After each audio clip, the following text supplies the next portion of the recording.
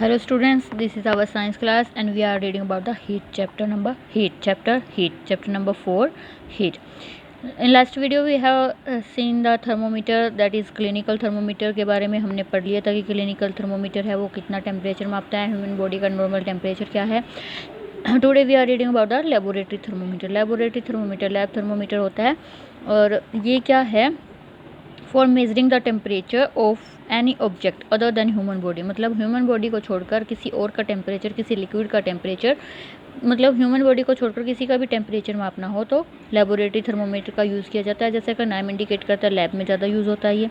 और ये कितना टेम्परेचर माप सकता है, -10 degree Celsius to 110 degree Celsius. जैसे जो क्लिनिकल थर्मोमीटर था उसकी रेंज क्या थी, 35 degree Celsius to 42 degree Celsius. वैसे ही इस थर्मोमीटर की रेंज क्या है, -10 degree Celsius to 110 degree Celsius. Of course ये ज़्यादा बड़ा होता है उससे. प्रिकॉशन क्या है इसको यूज़ करने के लिए, should be kept upright not tilted. मतलब मान लो इस बीकर में अगर हमें लिक्विड है और इसका टेम्परेचर हमें एक लेबोरेटरी थर्मोमीटर की हेल्प से मापना है तो हमें वो बिल्कुल सीधा रखना होता है, उसको झुकाना नहीं है, इस तरह से उसको सीधा रखना है. Bulb should be surrounded from all sides by substances of which temperature is to be measure. किसे कहते हैं, बल्ब आगे मरकरी का पार्ट होता है और आगे ये कांच का होता है. ठीक है, तो जो ये बल्ब है, जो मरकरी जिसमें पार्ट है वो हमेशा उस सब्सटेंस से घिरा हुआ होना चाहिए. लाइक जिसमें अगर हमें वाटर का देखना है तो वो उसके चारों तरफ क्या होना चाहिए, वाटर होना चाहिए, वो सब्सटेंस होना चाहिए हमें जिसका टेम्परेचर मापते हैं.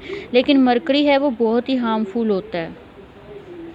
अगर ये टूट जाए, बल्ब टूट जाए, मरकरी फैल जाए, थर्मोमीटर टूट जाए तो वो बहुत ही टॉक्सिक होता है, डेंजरस होता है, even it can cause death. तो इस सेफ्टी को देखते हुए आजकल क्या आ गए हैं, डिजिटल थर्मोमीटर आ गए हैं. क्या आ गए हैं, डिजिटल थर्मोमीटर आ गए हैं. इस तरह के आपने देखे होंगे आजकल के ये थर्मोमीटर चल रहे हैं, इसे कहते हैं डिजिटल थर्मोमीटर, क्योंकि ये अपने आप टेम्परेचर इसमें आ जाता है.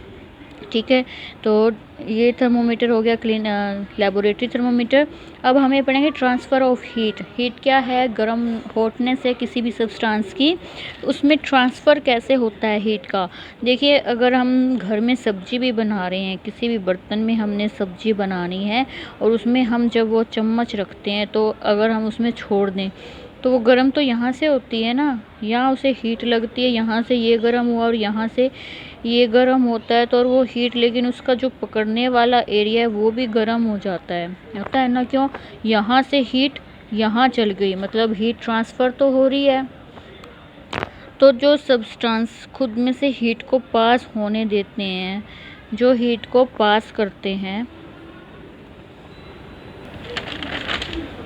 उन्हें बोलते हैं कंडक्टर. देखिए, बस में भी कंडक्टर होता है, वो सवारियों को आने जाने देता है, लेकिन जो हीट कंडक्टर्स है वो क्या करते हैं, हीट को पास करते हैं एक एंड से दूसरे एंड पर. इस मूवमेंट को कहते हैं कंडक्शन. कौन सी मूवमेंट को, कि जो हॉटर एंड है, गर्म एंड है, ये हॉटर एंड से हीट को ट्रांसफ़र करते हैं कोल्ड एंड की तरफ.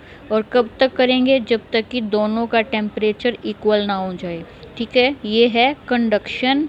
और जो मटेरियल ऐसा करते हैं, हीट को अलाउ करते हैं एक एंड से दूसरे एंड तक जाने के लिए, उन्हें कहते हैं कंडक्टर्स. जैसे कि एल्यूमिनियम, आयरन, ये सब एग्जांपल हैं.